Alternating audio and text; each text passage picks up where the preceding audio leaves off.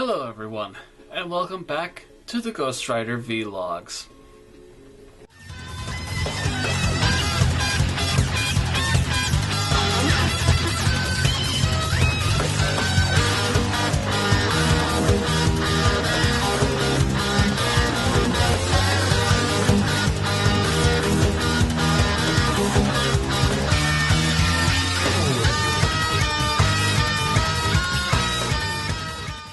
So, once again, we return to Ghost Rider, this time with book number 5, and we have another look at the cover. The cover is far superior to anything we've seen for the last couple of episodes. We have a death-like figure here, who is actually a villain.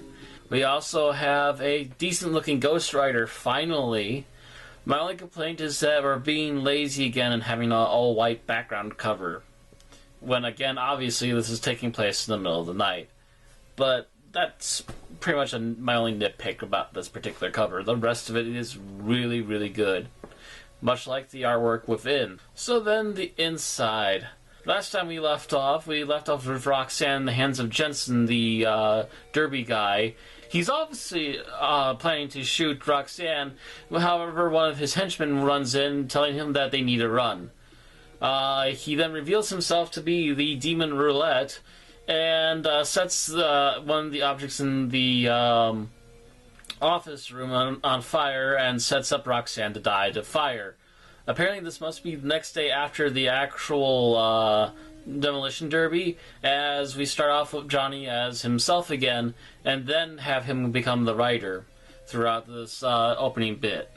As this continues on, he bumps into Roulette, who is in a wheel of fire in the sky, and he warns Johnny not to go and save Roxanne, else he'll actually set the city of Los Angeles on fire.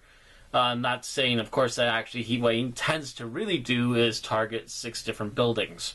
As Johnny is taking this message to heart and driving through Los Angeles, he hears a lot of the reactions from the locals, to which he says, you know what? Screw these guys. They don't deserve any protection right now. They're being assholes because pretty much every single one of these people have this weird knee-jerk reaction that bikers should get killed.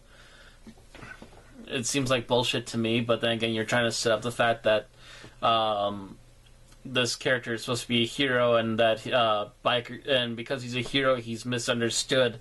Hence, bikers are misunderstood or something. I don't know. Seems ridiculous to me. Anyway, he says F it to Los Angeles, runs off, and goes to save Roxanne.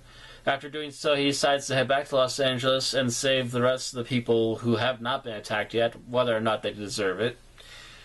He finds out that the first building has already been attacked, and then he spots Roulette again, who explains his plans a little bit further.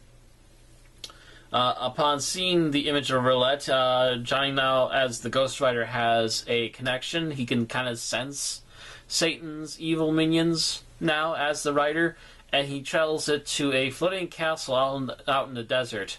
He manages to leap in and confronts Roulette, who manages to knock him out. Obviously, because he's been, much like Witch Woman, he has actually been trained to actually fight with Johnny in demonic form. And so, having been able to at least render Johnny unconscious, he asks Satan for more power in order to help finish Johnny off.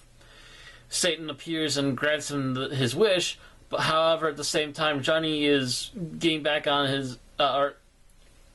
Satan grants him his wish, but however, at the same time, Johnny is also conscious again, and decides to give it even more power, causing Roulette to burn out and essentially implode with fire. Because, well, no form can handle that much all at once. So that pretty much ends everything. Roxanne was saved. We have dealt with another demonic force trying to stop Johnny.